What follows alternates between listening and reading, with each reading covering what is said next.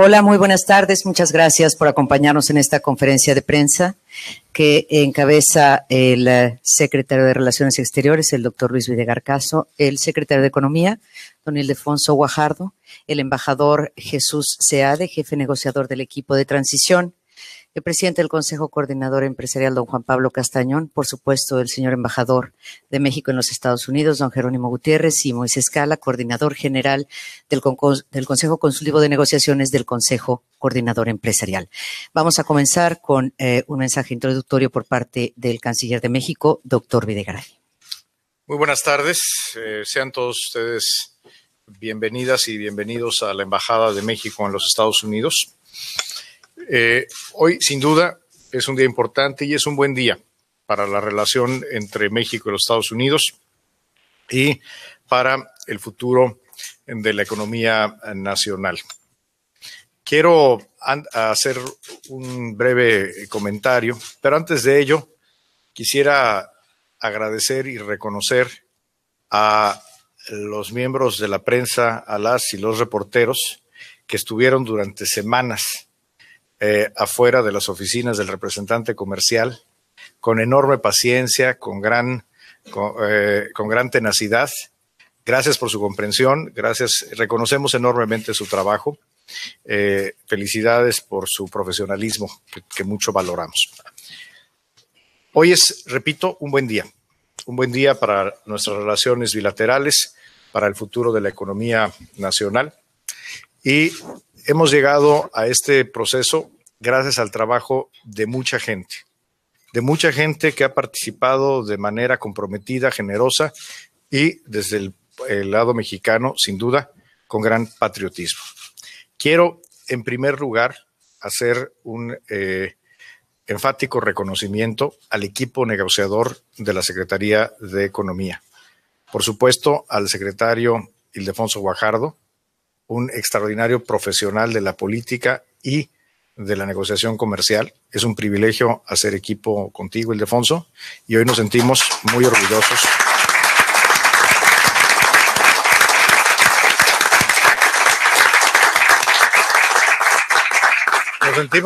Nos sentimos muy orgullosos de lo que sin duda es un paso muy relevante en la renegociación del tratado. Quiero al mismo tiempo reconocer a todo el equipo de la Secretaría de Economía, al subsecretario Juan Carlos Baker, que está aquí también, al jefe negociador del tratado, Ken Smith. Muchas felicidades a ustedes y a todo el equipo de la Secretaría de Economía.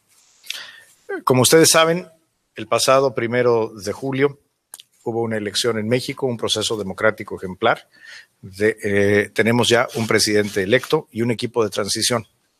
Y desde literalmente algunas horas después, desde que ocurrió la elección presidencial, muy rápidamente inició un proceso inédito de coordinación, de comunicación, de trabajo en equipo por México con el equipo del presidente electo Andrés Manuel López Obrador, que en acuerdo con el presidente de la República, el licenciado Enrique Peña Nieto, decidieron trabajar de una manera armónica, presentando un solo frente ante el mundo y particularmente a nuestras contrapartes en Estados Unidos.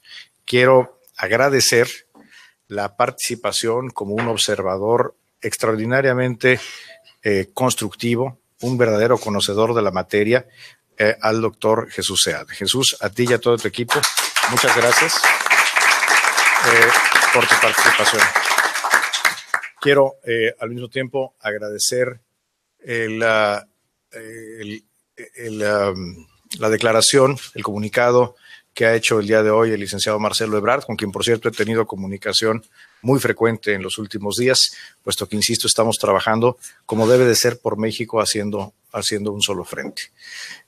Y quiero agradecer también y reconocer el trabajo del equipo de la propia Secretaría de Relaciones Exteriores, en particular el trabajo de nuestro embajador en Washington, de Jerónimo Gutiérrez, quien durante 1 año y medio ha sido un actor fundamental en nuestra relación institucional, política, con el gobierno de Estados Unidos, con el Congreso, con gobernadores, con presidentes municipales en los Estados Unidos y, por supuesto, con el sector privado. Reconozco de manera especial también a Narciso Campos y a todo el equipo de la Secretaría que han hecho un trabajo muy especial. Esta negociación que hoy llega a una etapa, a la culminación de una etapa muy importante, no podría haberse llevado a cabo sin un auténtico trabajo en equipo entre el gobierno y el sector privado. Como lo hizo México en otras ocasiones, se refrenda nuestra mejor tradición de actuar realmente como nación haciendo equipo por México. Quiero agradecer la participación del presidente del Consejo Coordinador Empresarial, Juan Pablo Castañón, y de todo el sector privado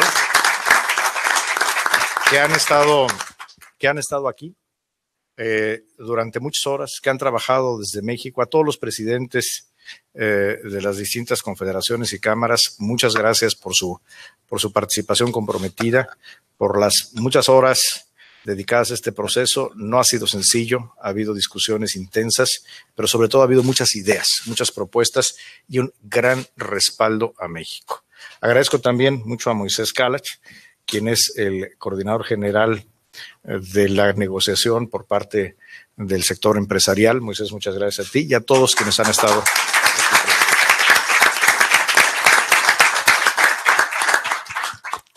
El secretario Guajardo hará una exposición sobre los elementos del entendimiento que se ha alcanzado con Estados Unidos. Quiero hacer solamente yo una reflexión. ¿Qué es lo que se logró hoy? ¿Qué logramos el día de hoy? Hoy lo que tenemos es un entendimiento con Estados Unidos en los temas bilaterales y en toda la agenda del Tratado de Libre Comercio de América del Norte. Esto, por supuesto, es una etapa muy importante que ahora continúa con la incorporación o reincorporación del gobierno de Canadá al proceso de negociación. Quiero dejar muy claro algo que externó el presidente Enrique Peña Nieto ayer por la noche al primer ministro Justin Trudeau, que tuvieron una muy buena conversación por la noche.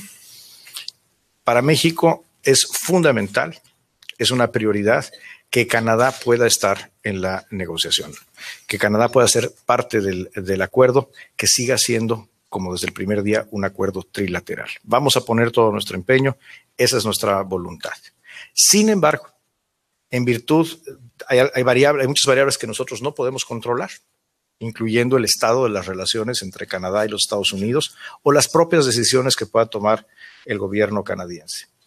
Si por alguna razón el gobierno de Canadá y el gobierno de Estados Unidos no llegaran a un entendimiento como lo hemos alcanzado nosotros, hoy lo que ya sabemos los mexicanos es que en cualquiera de esos escenarios habrá un tratado de libre comercio entre México y los Estados Unidos, independientemente de qué pase con la negociación con Canadá. Por supuesto, vamos adelante a la negociación con Canadá, es lo que queremos, es nuestra convicción, pero hoy es una buena noticia que la incertidumbre deja de ser si habrá o no tratado de libre comercio y ahora la incertidumbre es si el tratado será trilateral, como queremos que sea, o será bilateral. En cualquier escenario, sabemos que con Canadá tenemos ya un acuerdo, un tratado comercial distinto, que es el TPP, porque somos miembros del TPP, además de que estamos en el proceso de incorporación de Canadá como Estado asociado a la Alianza del Pacífico. Así que hemos llegado a este entendimiento bilateral. Es un entendimiento que cubre muchos temas, algunos son altamente técnicos. No aspiramos en esta conferencia de prensa cubrir la agenda completa, pero el secretario Guajardo habrá de hacer una exposición de algunos de los elementos más importantes. Nuevamente, a todos, mi mayor reconocimiento y gratitud, y pues muchas felicidades, señor secretario Guajardo. Gracias, señor presidente. Buenas tardes, tengan todos ustedes, y me sumo al reconocimiento del canciller, a los miembros de la prensa, de los medios de comunicación, porque esta es la primera vez que han tenido un asiento en la sombra, sin sufrir calores. La verdad es que son todos unos profesionales en este terreno. Yo empezaría primero por compartir con ustedes dos elementos que creo fundamentales para el país y para que este proceso hubiera tenido un espacio de desarrollo en el arribo a este entendimiento. No hay forma que un equipo de negociadores puedan tener el espacio y la capacidad de maniobra si el liderazgo del país no tiene una conducción certera de cómo lleva una relación de esta magnitud. Yo agradezco los reconocimientos al equipo negociador, que es un capital humano formado por muchos años en el gobierno mexicano y que son destacados profesionales, pero somos muy realistas. El espacio para que nosotros podamos negociar lo dio el presidente de la República, Enrique Peña Nieto. Y en ese espacio, el papel del canciller y de la Cancillería mexicana fue fundamental. Poder dejar abiertos los canales de comunicación, poder manejar una relación compleja más allá de las dimensiones del comercio, permitió a este equipo negociador hacer su trabajo. Sin ese trabajo visionario del presidente de la República y ese apoyo permanente del canciller y de su equipo, lo que hoy logramos no hubiera sido posible. Así es que el agradecimiento es para el canciller y su equipo.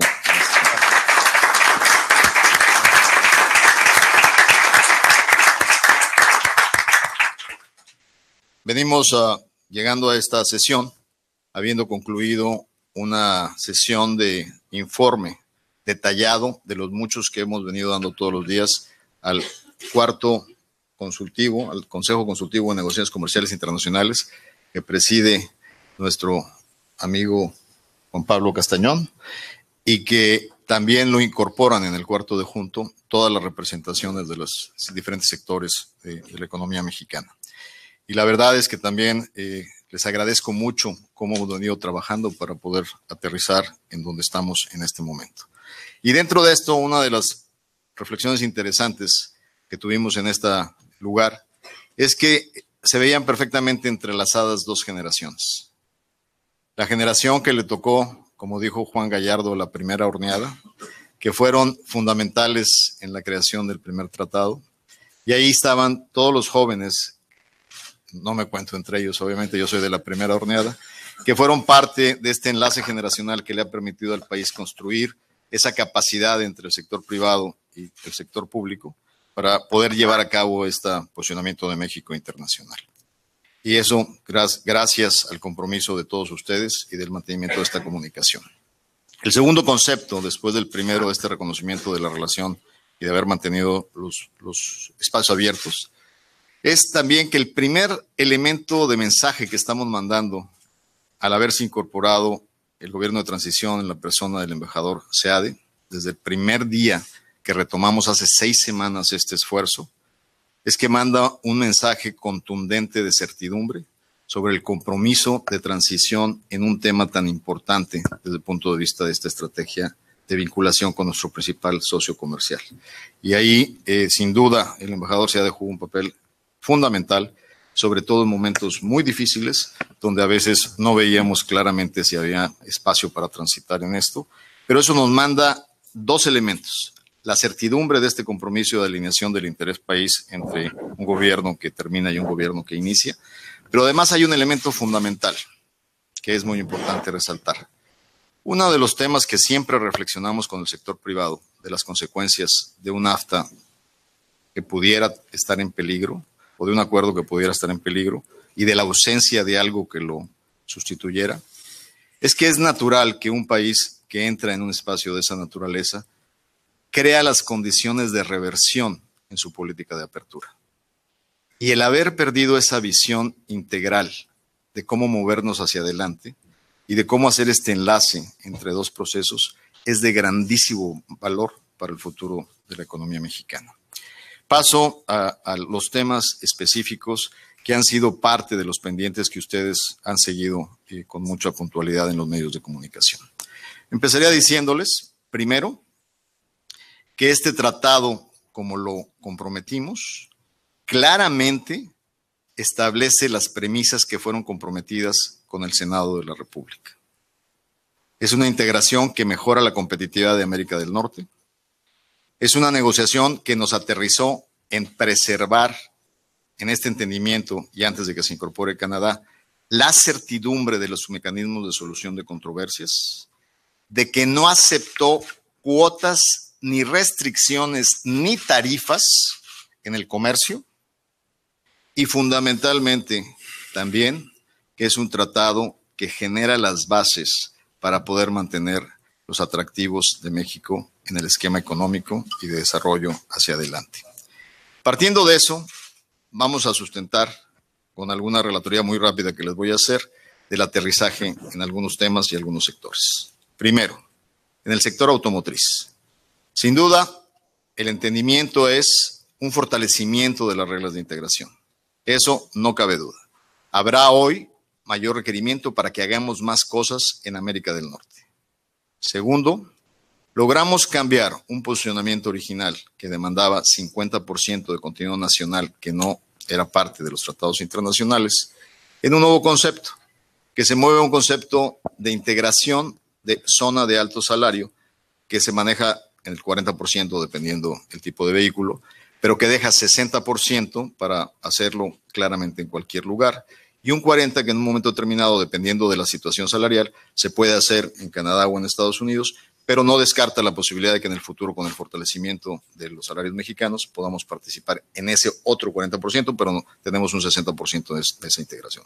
Pero lo más importante es que cumpliendo con estas nuevas reglas de fortalecimiento, que por sí está confirmado que el 70% de las exportaciones mexicanas lo cumplirán con puntualidad en el arranque de este tratado, para ellos el arancel será de libre comercio a cero tasa, sin ningún tipo de limitación. Para las compañías que les va a tomar más tiempo adaptarse a la nueva circunstancia, el escenario de incertidumbre era sobre qué va a pasar con la tasa de nación más favorecida.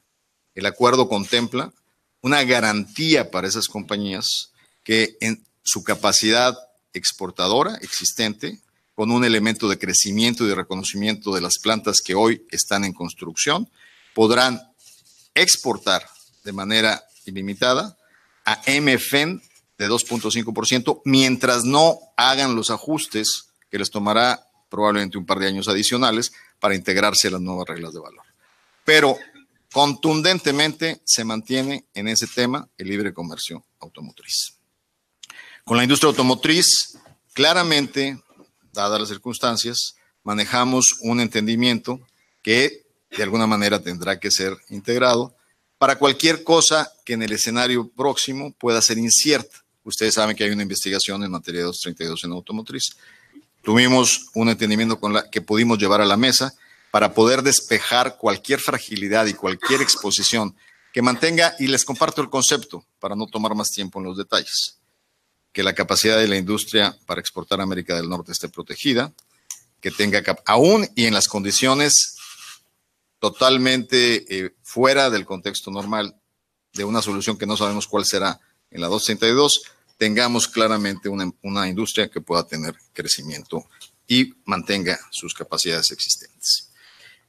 Me pasaría yo a sectores adicionales. El sector agrícola es un sector muy importante bilateralmente, que hoy queda claramente fortalecido y se elimina la sombra o la amenaza de un mecanismo de investigación antidumping o de subsidios que se le llamó en inglés seasonality o estacionalidad y queda totalmente descartado del acuerdo.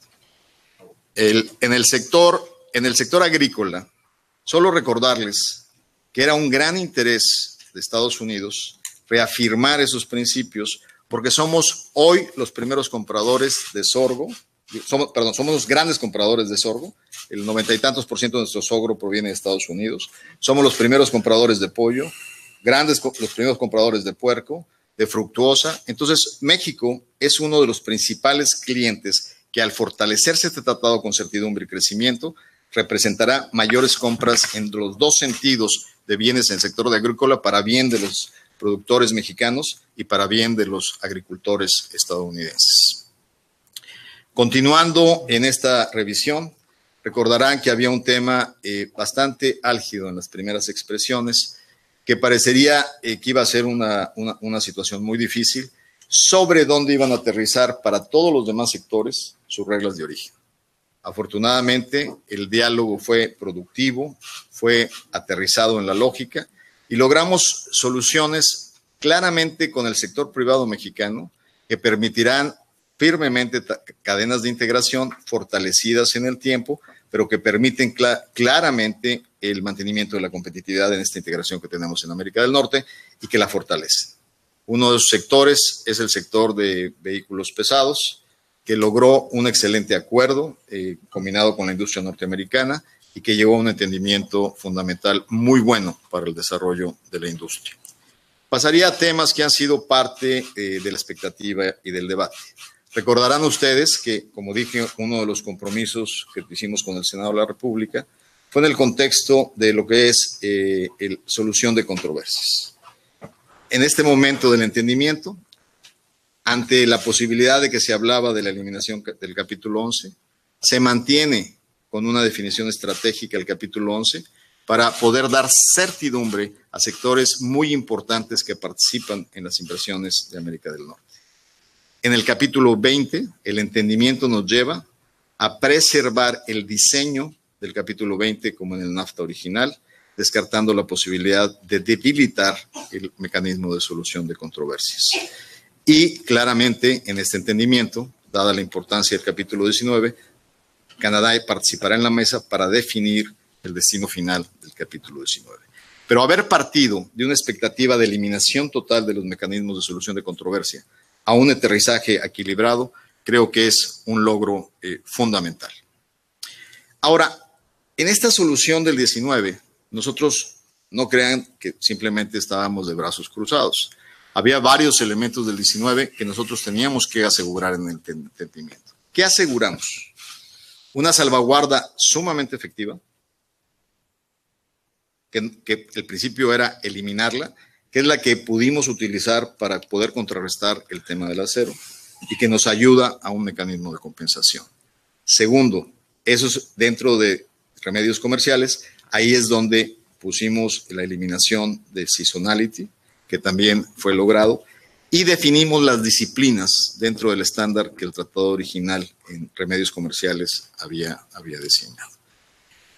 Yo les diría que en este momento serían de los puntos más importantes que yo les destacaría en este caminar sobre algunas de las líneas fundamentales, y para no tomar más tiempo, eventualmente escuchar sus preguntas, pasaría el micrófono al doctor Jesús Seade. Muchas gracias. Muchas gracias, secretario. Quisiera antes que nada agradecer, unirme al canciller y al secretario de Economía en mi reconocimiento a todos los heroicos amigos, miembros de la prensa que han estado ya parados en el calor, como decía, pero también la lluvia. El secretario no mencionó, varios aguaceros yo los vi sufrir. Ha sido un periodo muy, muy duro, esperando horas horrorosas. Yo imagino lo que es para ustedes estar ahí todo el día, no solo la llegada con sol y la salida con lluvia, sino las horas de espera sin que suceda nada. Y pues no puedo sino reconocer su profesionalismo y agradecer su paciencia y pues su apoyo, ¿no?, a todo esto. Asimismo quisiera agradecer de forma muy sentida, muy sincera, muy fuerte al canciller y al embajador por su hospitalidad al hacer esta Casa de México, ponerla a la disposición de este evento. Agradecer al secretario la oportunidad para que yo complemente sus palabras comentando sobre lo logrado. Entonces yo voy a ser más breve, yo puedo ser muy breve porque mi calidad es de observador en este proceso, y ha sido para mí una gran satisfacción poder ser un observador un poco más activo que lo que sería meramente observar, tratando de facilitar, tratando de apoyar donde hiciera falta, no sistemáticamente sintiendo que era mi obligación meterme en todo, pero sí entrar donde pudiera yo contribuir. Y bueno, tuve la satisfacción de haber tenido esa oportunidad. Quisiera con ustedes nada más comentar un par de áreas. Primero que nada, celebrar lo logrado. Lo logrado a nivel de entendimiento. Todavía no hay un nuevo tratado listo para firma. Eso viene en los días siguientes y meses siguientes. Pero celebrar lo logrado hasta la fecha de hoy, que es muy importante. Primero que nada, lo logrado es una contribución importante a nuestro país en términos de estabilidad. Sabemos que los temores que pudieran haber de que quizás nos quedamos sin tratado, que ha sido un marco muy importante para la inversión, la producción, el comercio de nuestro país, no sucede. Seguimos teniendo tratado y tenemos un tratado modernizado, ampliado, reforzado, superior. Es una señal muy poderosa de hacia dónde va nuestra economía. Una señal muy poderosa de que el gobierno del presidente López Obrador, que empezará sus funciones el 1 de diciembre venidero, tiene sus prioridades muy importantes en una serie de áreas, cuestiones sociales, legalidad, otro tipo de áreas, pero en el manejo de la economía estamos comprometidos con la cooperación, con el empresariado, con los sectores productivos, para buscar la continuación de la eficiencia y la profundización de la eficiencia y del éxito de nuestro país en los mercados internacionales. Segundo lugar, ya en relación a esto, quisiera celebrar lo logrado ya a nivel más micro. Todos empezamos, o por lo menos yo, no sé usted, señor canciller, no usted, señor secretario, pero yo, veíamos esto como un ejercicio de damage control, ¿no? Este era un TLC que había funcionado bien para México, un Telecán, y viene una negociación difícil con ciertas demandas de quitar esto, cerrar lo otro. Entonces, yo lo veía como un ejercicio importantísimo de limitar los daños, pero la realidad es que ha sido un ejercicio mucho más exitoso que eso. Tenemos logros muy importantes. Por ejemplo, empezando con el capítulo más importante económicamente, que es reglas de origen del sector automotriz. Bueno, pues se crea una regla de origen más estricta a nivel regional, el requerimiento mucho más alto a nivel regional, y junto con esto, una regla nueva de valor, ¿no? De una cierta proporción que ya describió el secretario, que tiene que ser producido con salarios altos, que puede darnos oportunidades en el futuro. Ahora, todo esto quizás ha sido visto por muchos como limitando la atracción de la inversión en México, y yo no lo veo así de ninguna manera.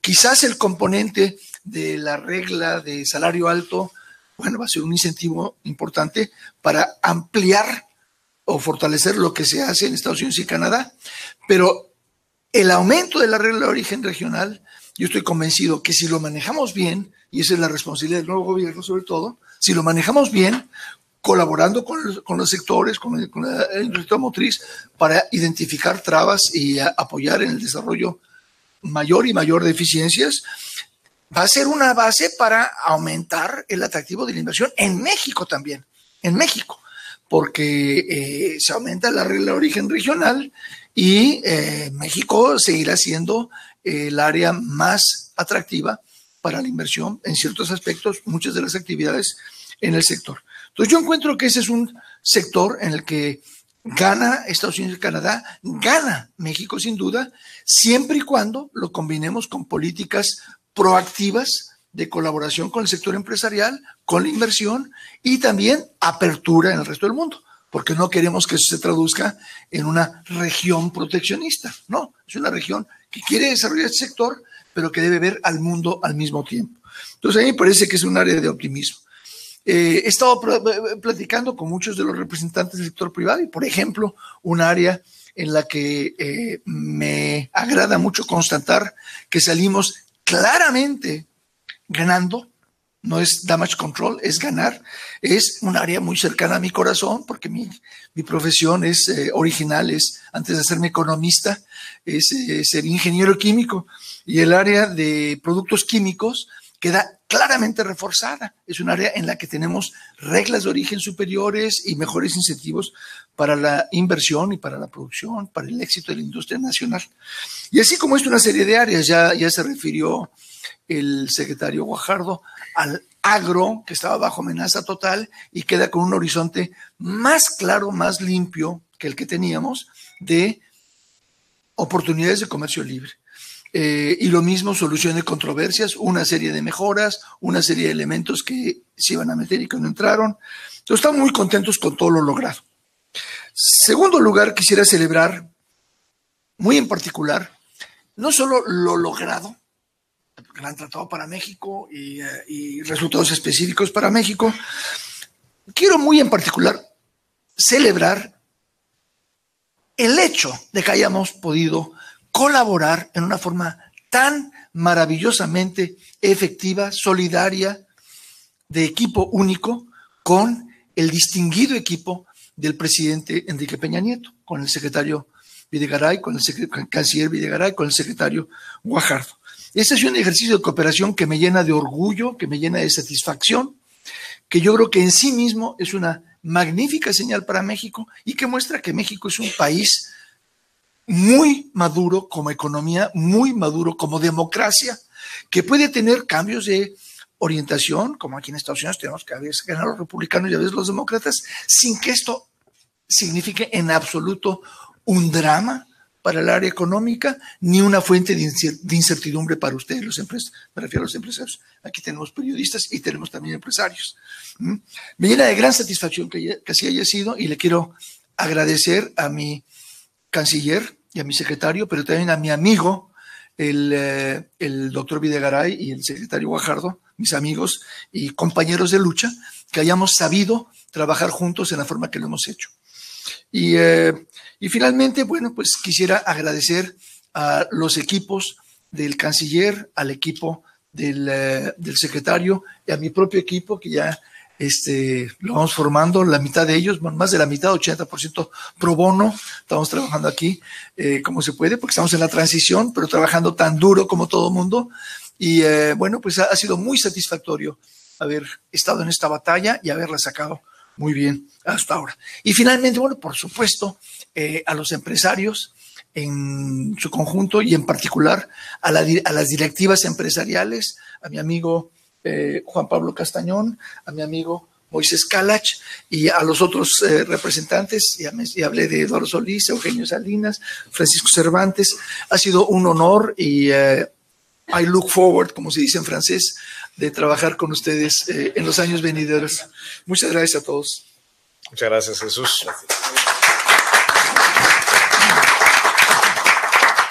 Gracias, Jesús. Le ofrecemos ahora el uso de la palabra al presidente del Consejo Coordinador Empresarial de México, el actuario Juan Pablo Castañón. Gracias, canciller.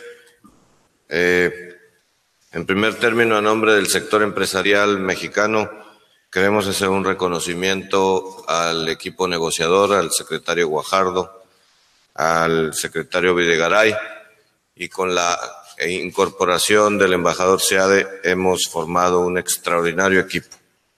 Durante 18 meses hemos tenido este trabajo que en unidad, con templanza, con visión, hemos protegido los principios básicos que el presidente nos trazó al inicio de este proceso. Mantenemos la unidad, tenemos una negociación que llegaremos, esperemos que así sea, que sea trilateral y que aumente la competitividad de México preservando la inversión y los empleos que ya tenemos. En la industria manufacturera, en la industria automotriz, en los distintos sectores de la industria, en los distintos sectores del campo, tenemos un buen acuerdo para doblar lo que hemos hecho en los últimos 25 años y hacerlo en los próximos 20. A la inversión y el empleo, la productividad y mayor calidad de la inversión para llevarla a los lugares donde hoy requerimos de empleo. Las negociaciones han sido intensas. Yo quiero hacer un reconocimiento especial de los secretarios y sus equipos en la siempre total apertura de consulta al sector empresarial, los impactos que tendría positivos y negativos cualquier aspecto o arista de la propia negociación, y que esperamos que en esta semana así siga siendo para lograr el acuerdo trilateral.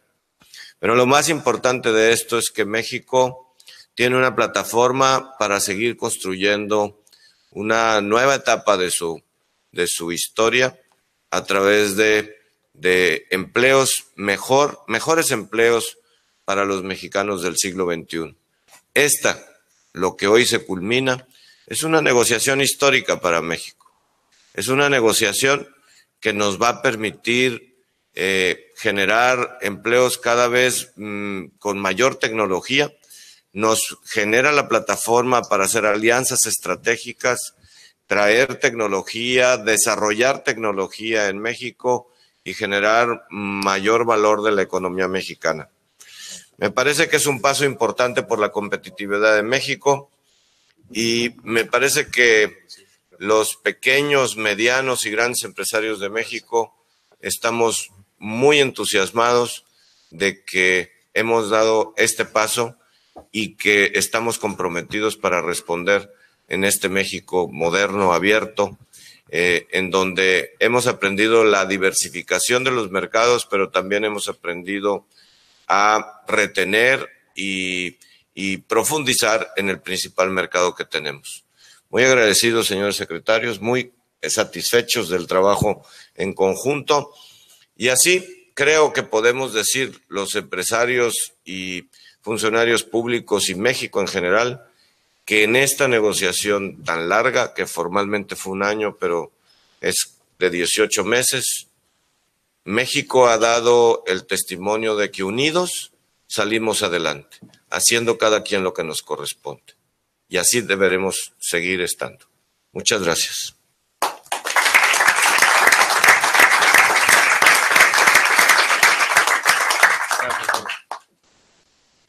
Muchas gracias por sus palabras. Vamos a pasar ahora a la sesión de preguntas y respuestas y comenzamos con el periódico El Universal y tiene la palabra Víctor Sancho. Hola, buenas tardes. Gracias por organizar esta conferencia de prensa. Mi pregunta iría dirigida al secretario Guajardo, que nos ha visto mucho rato ahí esperándole en el mismo sitio de parqueo.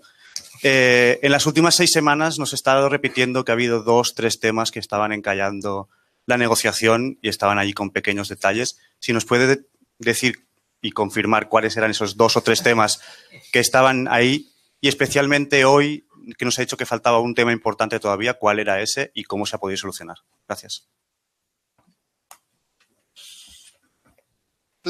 Básicamente, hacia el final, yo les diría que los 2 temas más álgidos tenían que ver con la definición de capítulo 20, su sustancia y su principio, el mismo tema de lo que en su momento fue la propuesta original por parte de Estados Unidos de una cláusula sunset y el aterrizaje de los temas automotrices que fueron muy acompañados por la industria y que al final teníamos que trabajar también en escenarios inclusive no necesariamente existentes, pero con probabilidad de que existan. Esos fueron los 3 temas. ¿Cuál fue el tema en el cual todavía esta mañana estuvimos procesando soluciones?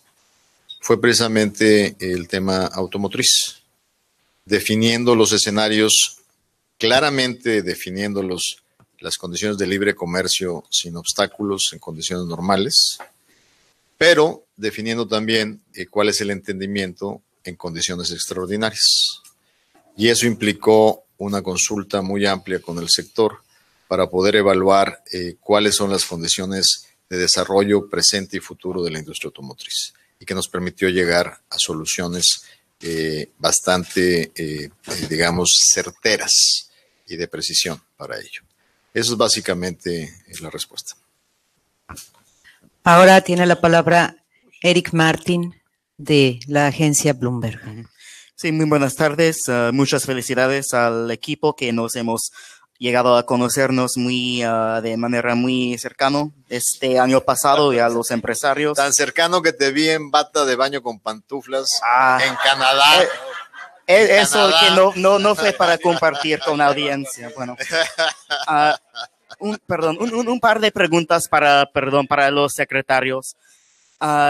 Yo acabo de hablar con el secretario, con el representante comercial de Estados Unidos, Robert Lighthizer, y me dijo que los aranceles del 232 en aluminio y acero todavía están en en su lugar, que no se han levantado estos aranceles. Quisiera confirmar eso y preguntar el proceso para esta negociación y también para preguntar algo sobre el proceso de lo que viene en esta semana, de que si el equipo mexicano se va a quedar en la mesa mientras que se reincorpore a Canadá basado en los temas trilaterales, y ya hizo claro el canciller el posicionamiento de México sobre la posibilidad de que Canadá y Estados Unidos no lleguen a un acuerdo, pero se va a quedar México negociando en la mesa trilateral, una mesa trilateral en esta semana. Bueno, primero empezaría por tu última pregunta.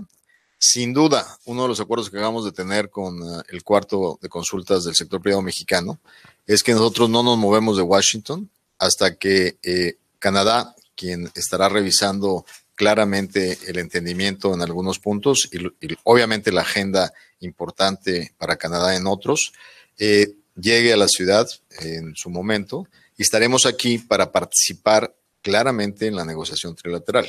Eso lo sabremos en las siguientes horas, pero tanto el equipo negociador como los empresarios mexicanos seguirán en la ciudad de Washington toda esta semana para poder generar claramente el espacio del objetivo que es terminar la negociación trilateral.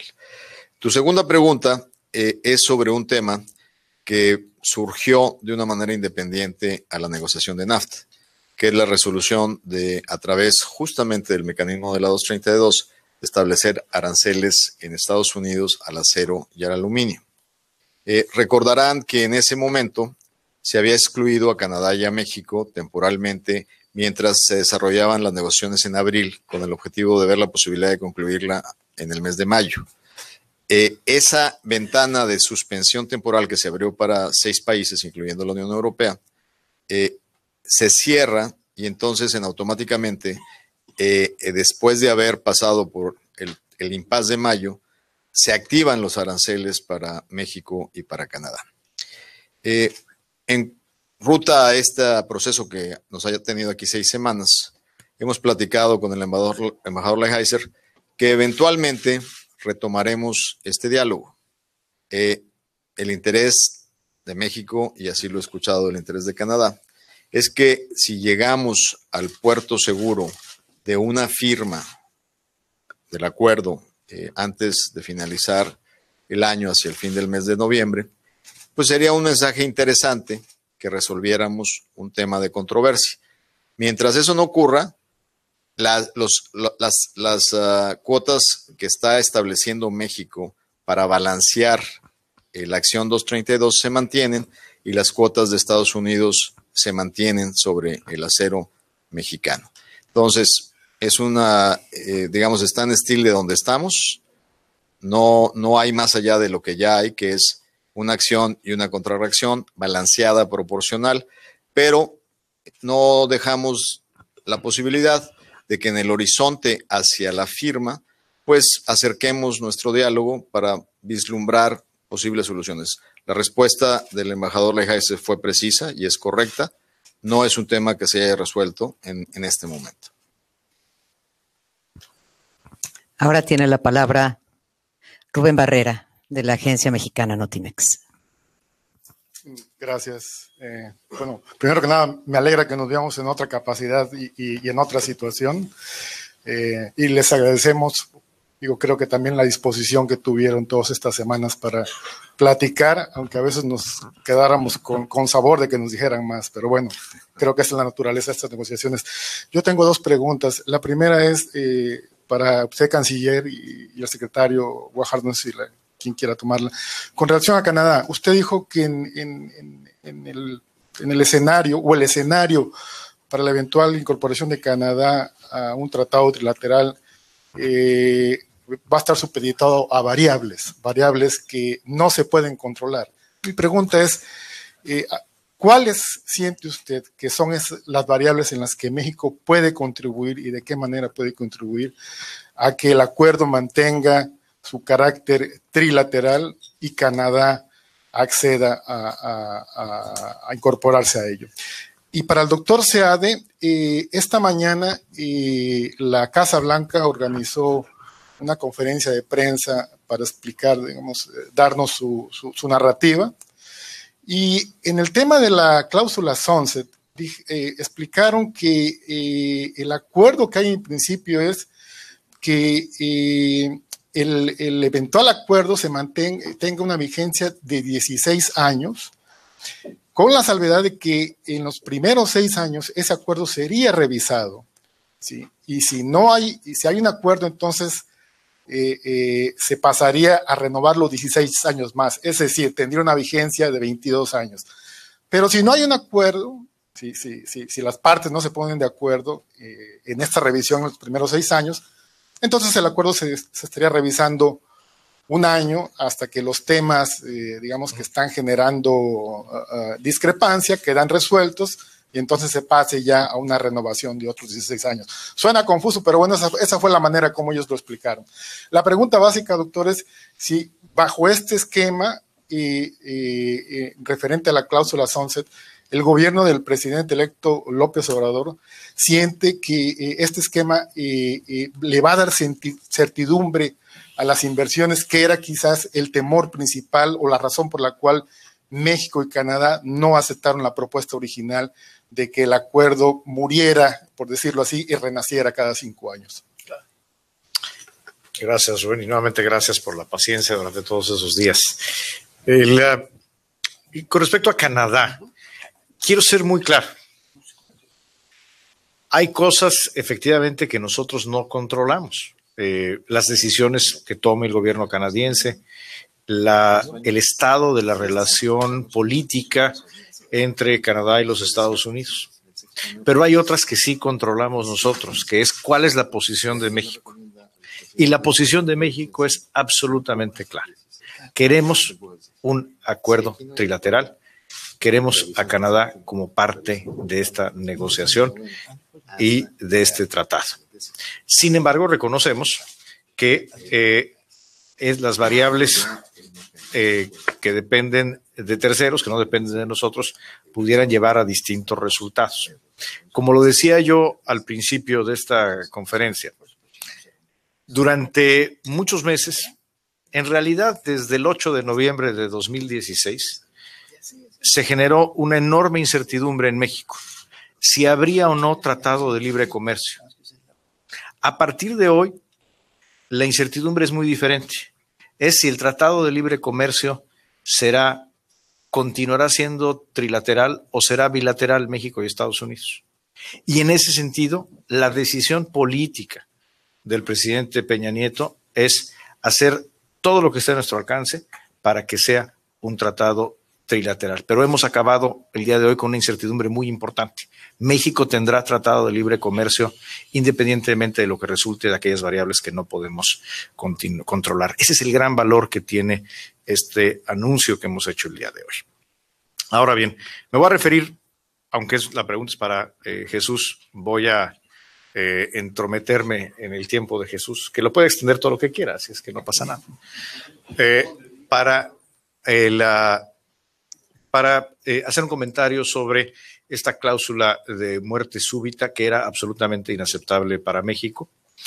Un tratado de libre comercio es también un tratado de inversión, es un tratado que le da certidumbre a quienes toman decisiones de adquirir equipo, hacer construcción, contratar personal. Y eso requiere horizontes mayores. En ese sentido, creo que un buen entendimiento que se tiene entre México y Estados Unidos y que habrá de ponerse a consideración de Canadá, porque es un asunto eminentemente trilateral, es una nueva propuesta que no es ya una cláusula sunset o de muerte súbita, sino es un mecanismo de revisión y extensión de la vigencia del acuerdo. De entrada empezamos con 16 años, si esta propuesta es la que prevalece, serán 16 años. A los 6 años hay una primera revisión en la que las partes pueden decidir extender nuevamente por 16 años y así indefinidamente.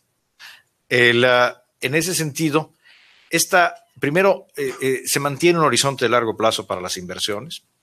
Y en segundo lugar, y esto es algo creo que introduce una dinámica positiva, que es que obliga a las partes a realmente negociar.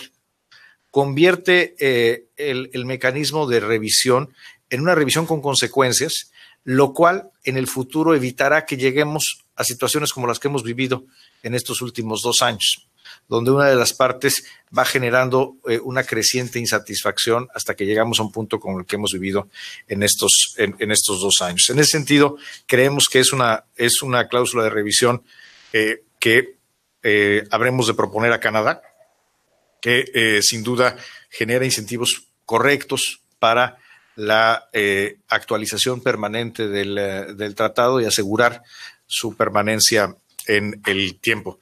Pero bueno, vamos a ver qué opina el doctor Seade al respecto. Bueno, opino lo mismo, no lo voy a repetir, pero lo que sí voy a agregar es que, bueno, el horizonte al que se abre es muy largo, o sea, cualquier inversión cabe perfectamente cómoda dentro de ese horizonte, pero un elemento adicional que tiene esto es que si llegara a decidirse a los 6 años que no hay acuerdo para continuación, tenemos una continuación de 16 años, para empezar, con revisión frecuente. O sea, en caso de que la decisión no sea positiva, se hace revisión anual. Con un horizonte de 16 años, lo cual asegura algo que a mí me parece muy importante, y es que con los sistemas democráticos que tenemos en nuestros 3 países, de hecho no estoy 100% seguro si el primer ministro de Canadá puede quedarse de primer ministro durante 15 años. Probablemente sí, en los sistemas parlamentarios sí. En los sistemas parlamentarios sí, pero ni en Estados Unidos ni en México podría ser que la cancelación del tratado de 16 años sea producto de una sola persona. Entonces, tiene que darse no solo todo ese plazo muy largo de revisión, renegociación, mejoramiento, sino que una decisión negativa tendría que venir de 2 presidentes sucesivos. O sea, ya se eleva mucho el nivel de exigencia, ¿no? Lo cual, pues, garantiza que un tratado que sigue funcionando como ha funcionado el nuestro, pues seguirá funcionando. Lo que sí se logra evitar con estas revisiones con consecuencias que hemos propuesto y acordado es que se evita el drama no muy deseable al que hemos llegado después de 24 años de Telecán sin mecanismos de revisión. O sea, tengo una válvula de escape para ver dónde se empieza a desarrollar algún imbalance, un área que no funciona, un problema, y pues atacarlo con mini negociaciones, cual haga falta. Entonces, confiamos en que es un mecanismo de ajuste, de evolución, que permite tener el auto llamado Telecán bien atendido, con buen servicio, y no que se vaya haciendo una pieza de equipo defectuosa. Siempre tiene que estar nuevecito y así debe estar. Ahora escuchamos la pregunta de Sabrina Rodríguez de la revista Político. Buenas tardes. Me alegro, no saben la alegría que siento al verlos fuera de USTR, adentro de una sala con aire. Mi pregunta se las voy a hacer en inglés por cuestión de mi publicación, pero I know that you've all talked a lot about the bilateral deal and the bilateral understanding and kind of looking towards Canada coming back this week, but if things do not work out with Canada by the end of this week, is Mexico okay with Lighthizer submitting the papers to Congress of a bilateral deal? And will you have to review the deal without Canada? And things like autos, talking about labor and wages, will things change if this is a bilateral deal since you've been operating under the idea that it'll be trilateral? As we've said, we'll put all our effort 24/7 to promote that Canada continues to be a part of this agreement, and we'll work on this extremely hard. In the event that it comes Friday and the USTR has to submit a letter to Congress, that does not preclude the possibility of Canada joining in later. It's very important to keep that in mind. The benefit of negotiating this week is that the margin for changes is significantly larger this week than after that. But that would not preclude Of course, these are questions pertaining the U.S. legal system. So these are really questions for the U.S. government and U.S. lawyers. But our understanding is that it would not preclude the possibility, but it would certainly be much better to have an understanding by the end of the week and proceed fully trilateral immediately. But we will work round the clock. The team will stay here. The business leaders will stay here, working as a team as we have done. And we definitely want Canada to be part of this agreement. And there was a second part of the question, which was? It was, I mean, would the nature of the agreement have to change without Canada being a part of it, particularly on autos? The understanding that we have achieved today, after many long hours and days of work, is a comprehensive agreement. It's a comprehensive understanding. So we could move forward in that event. That is a possibility. Obviously, that is not our desire. Luis Alonso, de la agencia AP, por favor. Gracias, buenas tardes. Quisiera volver al asunto a la característica de bilateral o trilateral, porque me llama la atención que la Casa Blanca se refiere hoy al United States-Mexico Trade Agreement. Ellos no usan la palabra understanding, ¿no? Hay como un ruido, una brecha entre lo que ustedes están describiendo y lo que describen ellos. Entiendo que el presidente Trump ya incluso dice que ya no se va a llamar NAFTA. Entonces, si me pueden ayudar un poco a sobrevolar esto. ¿No? Ver, quiero decir que tenemos... el presidente Trump propone cambiarle el nombre. Vamos, podemos cambiar el nombre y no nos oponemos a esa posibilidad. En lo que no hay un acuerdo es cuál sería ese nombre. Y por supuesto, si Canadá es parte del tratado, continúa siendo parte del tratado, pues ese no podría ser el nombre del tratado. Dudo que Canadá aceptara ese nombre. Entonces, todavía no hay un acuerdo en el nombre, pero no hay una diferencia entre lo que está diciendo Estados Unidos y estamos diciendo nosotros. Tal vez el hecho de que el presidente Trump mencionara este posible nombre genera esa confusión, pero no la hay. Estamos trabajando en ruta de tener un acuerdo trilateral y pues bueno, si alguien tiene buenas ideas para un nuevo nombre para el tratado, serán todas bienvenidas. Sharai Angulo, de la agencia Reuters. Hola, buenas tardes, muchas gracias. Mis dudas están referidas, a lo mejor es el señor Seade quien mejor me las puede responder. Es con exactamente qué es lo que cambió en el capítulo del sector energía una vez que el equipo de transición se incorporó a la negociación. ¿Cuál es ese aspecto constitucional al cual debía adecuarse lo que ya se había adelantado con el equipo negociador? Y sobre todo, ¿cómo afecta esos cambios que se hicieron a la posibilidad de invertir como empresa extranjera en el sector energético en México? Está alineado lo que se plasmó, y sí me gustaría tener el mayor detalle posible, la reforma energética impulsada por el gobierno del presidente Enrique Peña Nieto en el nuevo Telecán. Y bueno, tengo otra duda, voy a aprovechar de plasmarla, de repente esto sí me lo puede responder el señor Guajardo, con respecto al sector automotriz y las reglas de origen. Quiero saber, 1, ¿se está respetando el plazo de 5 años establecido en el artículo 403, numeral 6 del actual Telecán, en el que pueden tener 50% de producción o de contenido regional con ese mismo 2.5%? 2, los plazos que entrarían en vigencia después de esos 5 años serían de 3 o de 4 años. Para terminar de alcanzar el 75%, que yo sé que va de 66 a 75, pero se alcanzaría en 3 o 4 años. Sé que para las plantas con 2 años de instaladas tendría que ser 3 años de 50%, y ya luego sí, las plantas con 2 años instaladas tienen un plazo de 3 años, ¿no? Para alcanzar empezar a regirle los plazos. Pero ¿cuál sería el plazo entonces para las actualmente instaladas, ¿no?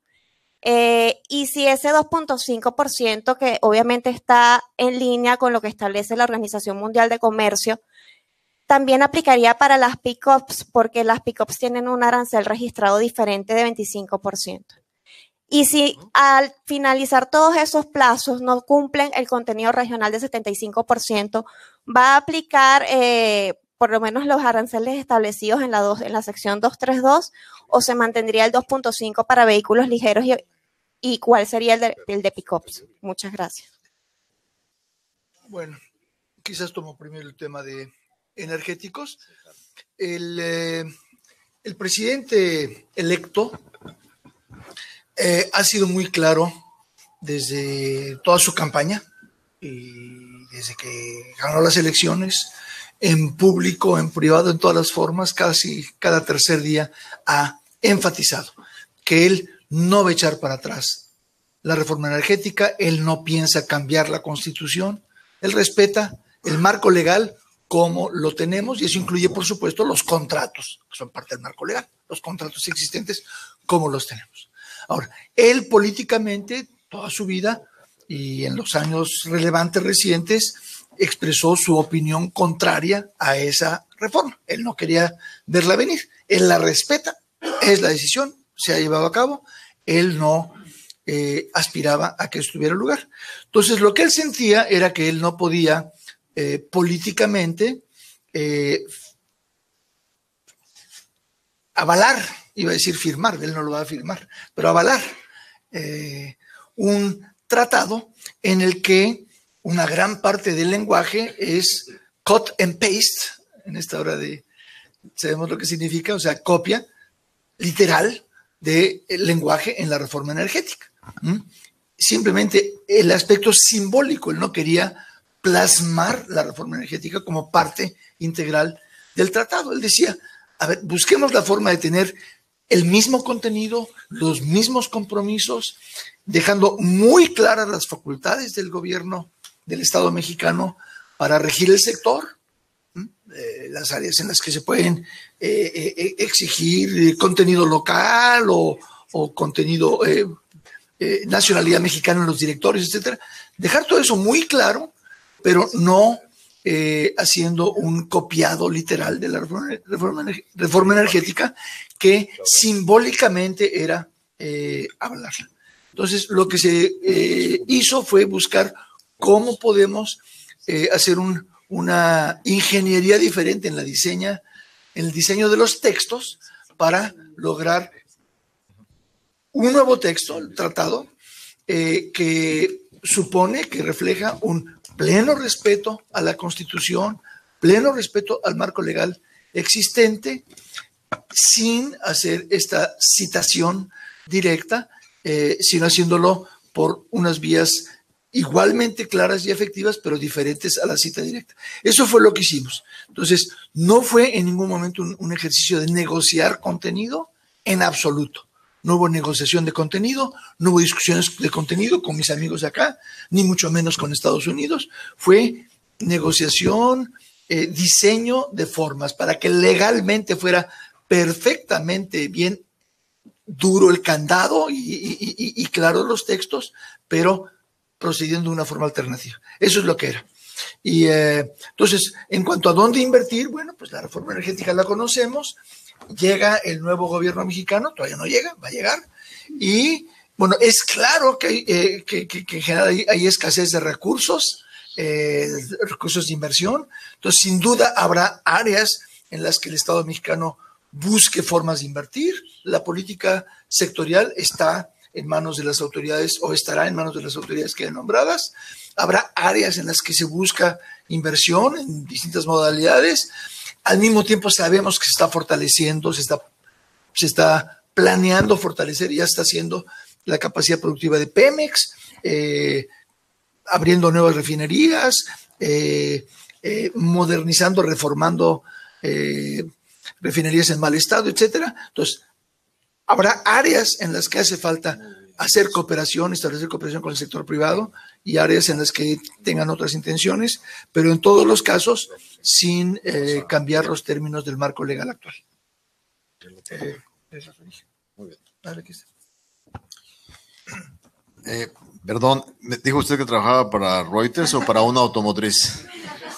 Porque tiene un muy buen nivel de detalle en el tema. Y la verdad es que es muy buena oportunidad para aclarar. La transformación de la regla, pero es bien interesante lo siguiente. El universo exportador mexicano incluye aproximadamente 70% de nuestras exportaciones en vehículos ligeros, porque es importante diferenciar pickups de vehículos ligeros, que están en condiciones para poder alinearse a la nueva regla de origen. O sea que hoy ya sus números y la manera como tienen su business model les permitiría estar en cumplimiento. ¿Cómo hacen entrada estos nuevos requisitos?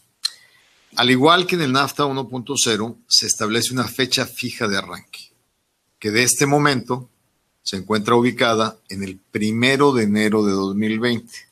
O sea que nos da un año, 4 meses de anticipación. A partir de que hace el kick-in en el 1 de enero de 2020, tiene 4 ajustes, que claramente es en el 2020, 2021, 2022 y 2023. Y va evolucionando en ese proceso.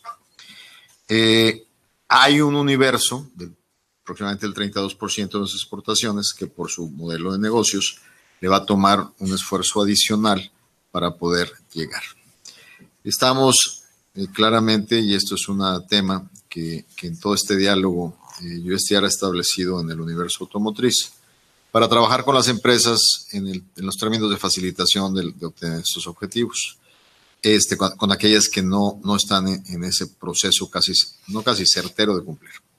Ahora, lo que sí hicimos es que para este universo del 32%, su escenario nunca sea distinto al escenario del 2.5%, ya sea porque ese cambia por otras acciones o por otras medidas, independientemente de la 232. Y ahí lo que establecimos fue un principio de producción. Si sigue el estándar norteamericano con el resto del mundo como está, ningún límite. Si cambia el estándar y hay cualquier otra toma de decisiones que limite, nosotros tenemos negociado un espacio que sobra, le da cabida y contempla las nuevas plantas establecidas. Pero también lo dejamos bien claro establecido, que es bien interesante. Para garantizar ese worst case de 2.5%, las reglas que se cumplen son las de NAFTA 1.0. ¿Qué quiere decir? Que sí está la cobertura de los 5 años para aquellas empresas que están arrancando y que están en el 50. Entonces, sí las cubre el NAFTA 1.0. Entonces, eso nos da un espacio muy interesante para poder coexistir en este momento de transformación que se abriría a partir de que este tratado sea una realidad. Y usted hace otra pregunta, las pickups. Y muy buena su pregunta, porque las pickups son un animal muy diferente. Primero, las empresas que las producen están muy cerca de las reglas establecidas para el futuro. Son algunos esfuerzos adicionales, algunas cuestiones elementales, pero afirmarle otra cosa. Si usted ve la lista de importaciones para Estados Unidos de pickups, del único país que se importan es de México. Entonces, en este escenario de toma de decisiones futuras, vamos a ver cómo evoluciona, pero ya estamos hablando de un escenario extraordinario, que también con la industria automotriz trabajamos un entendimiento que nos lleva a aterrizar esa incertidumbre de una manera satisfactoria. Esa sería mi respuesta. Sobre este tema de la industria automotriz quiero agregar algo interesante.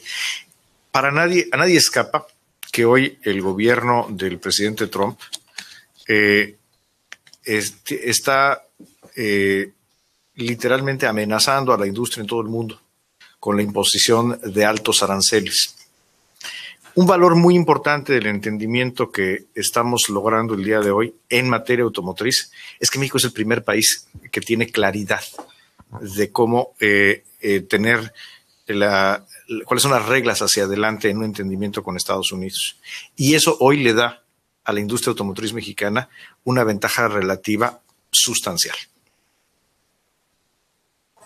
And now, Karen Sloan from CNBC, please. Gracias. Please forgive me if this has been said in Spanish, but I would love to get your take in English. Can you please tell me what issues are outstanding that all three parties need to agree upon before the August 31st deadline? Maybe very clear. We have a complete understanding of all issues between Mexico and the U.S. But there are some issues that need to be presented to Canada because of the nature of the issues that are trilateral. So on those issues that are bilateral, we have agreements. On those issues that are trilateral, we have proposals. And those issues are going to be proposals for Canada. And we will propose to Canada. And we think that some are very good proposals for Canada. And we've been in close communication with Canada for a long time. We understand their concerns. We're not negotiating for them, but we think that some of their issues are going to be, they're going to find interesting proposals here. Others are issues that are essentially bilateral in nature and will have to be negotiated by Canada directly with the U.S. I'll give you an example. The dairy, the issues on dairy are clearly something of bilateral interest between the U.S. and Canada, and it's hard for Mexico to be part of that discussion, and we shouldn't be. But on the things that are purely bilateral, we have full agreements, and on trilateral issues, we have what we think are good proposals for Canada. A todos por su tiempo, muchas gracias por cuestión de agenda. Terminamos con la conferencia de prensa. Sí. No hay una lista de reporteros, fueron los compañeros que nos acompañaron durante 5 semanas y merecían una entrevista y un tiempo. Gracias a todos, muy buenas tardes. Hasta luego, muchas gracias.